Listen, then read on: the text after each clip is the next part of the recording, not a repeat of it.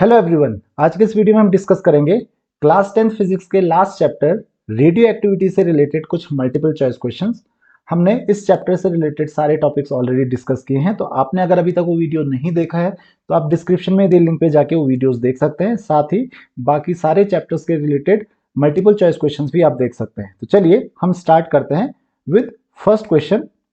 तो first question हमारे पास है the atomic number z of any element is equal to. तो जो एटॉमिक नंबर होता है किसी भी एलिमेंट का वो किसके इक्वल होता है? That is equal to total number of protons, total number of electrons, total number of neutrons या फिर any of A and B. तो ये दोनों सही हैं, तो correct answer will be option D, both A and B. तो any of की जगह बेटर होता है, यहाँ पे बोथ लिखा होता। तो any of A and B दोनों में से कोई भी होगा, दोनों सही आंसर होंगे। तो आई होप कि आपको ये चीज समझ में आ गई होगी। Option D will be your correct answer. Next question हमारे पास है विच of the following is heaviest. इनमें से हैवीएस्ट कौन सा है? पहला है अल्फा पार्टिकल, दूसरा है बीटा पार्टिकल, तीसरा है न्यूट्रॉन या फिर प्रोटॉन।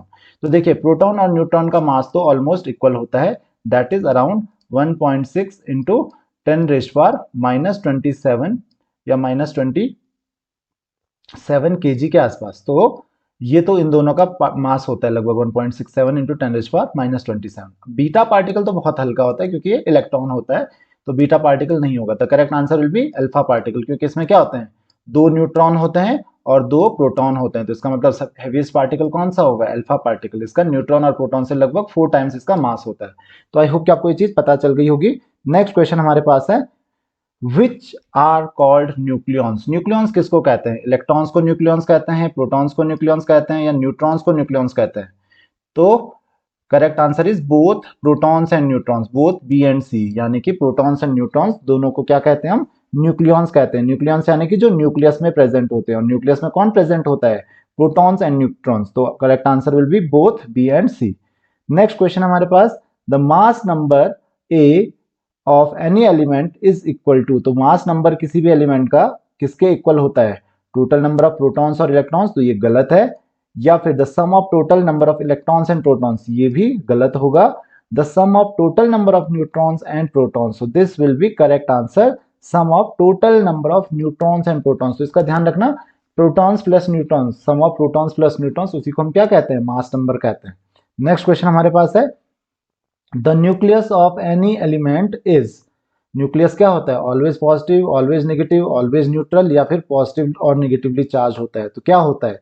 तो ये होता है ऑलवेज पॉजिटिव। इसका आप ध्यान रखेंगे हमेशा, क्योंकि न्यूक्लियस में क्या होता है? न्यूक्लियस में दो चीजें होती हैं, प्रोटॉन्स और न्यूट्रॉन्स। अब न्यूट्रॉन्स का तो कोई चार्ज नहीं होता, लेकिन प्रोटॉन्स का चार्ज हमेशा पॉजिटिव होता है, और इस वजह से जो न्यूक्लियस होगा उसका चार्ज भी हमेशा पॉजिटिव ही रहेगा। So correct answer will be always positively charge.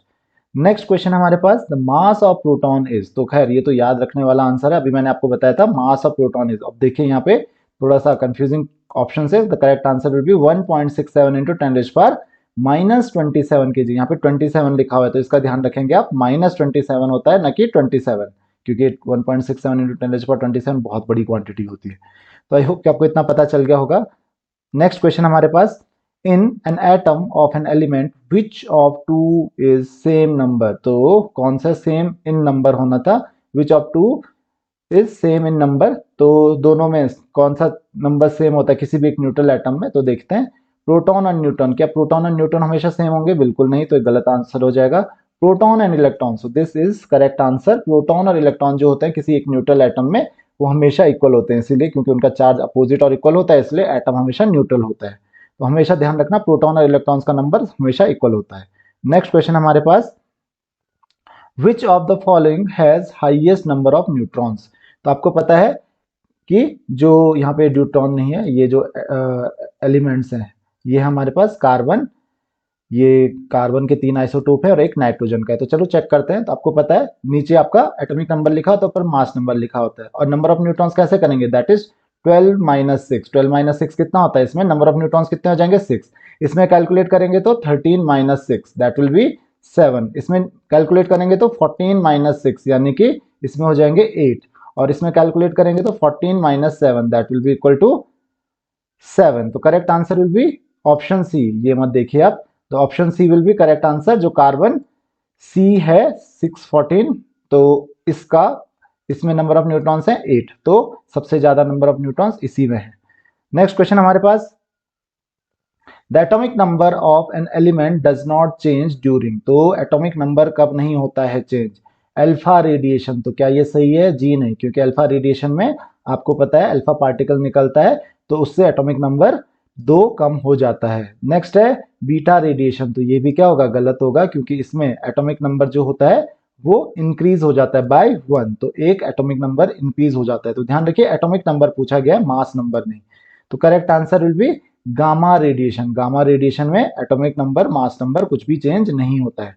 Beta radiation में एटॉमिक नंबर चेंज हो जाता है लेकिन मास नंबर चेंज नहीं होता है, जबकि अल्फा रेडिएशन में एटॉमिक नंबर और मास नंबर दोनों चेंज हो जाते हैं। नेक्स्ट क्वेश्चन हमारे पास है, isotopes of an element has same number of, तो ये तो आपको ऑलरेडी पता है कि एटम्स, एटम्स तो नहीं होगा क्योंकि आइसोटोप्स खुद ही एटम होते हैं। तो सेम नंबर ऑफ क्या होता है? क्योंकि इनमें सेम एटॉमिक नंबर होता है, ध्यान रखना इसमें क्या होता है?